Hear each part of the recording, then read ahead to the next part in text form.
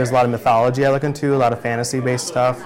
I tend to be a little more theatrical with my clothing. I like that fine line between wearable and fine art.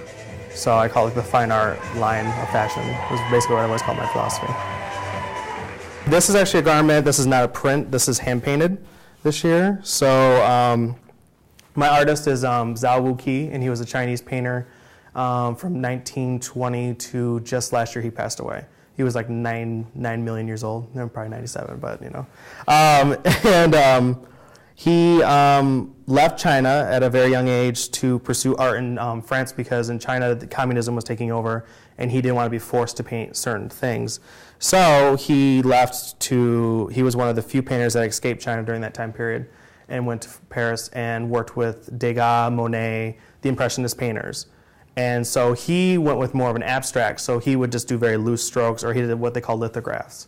And so I watched a documentary on him, and it showed me how he would paint his canvases, and that's what I used on my silk. And I hand painted it by using a textile medium.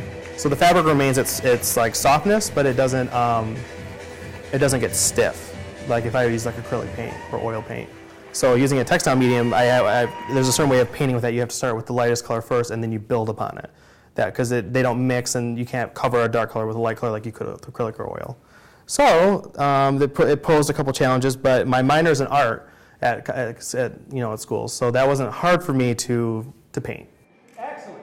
Good. I see myself actually going into a fine art way. I don't know if I want to pursue fashion as like someone who does collections like a Zach Posen or something like that. I see myself more as doing collections about social issues and then doing almost them in like a performance art kind of way.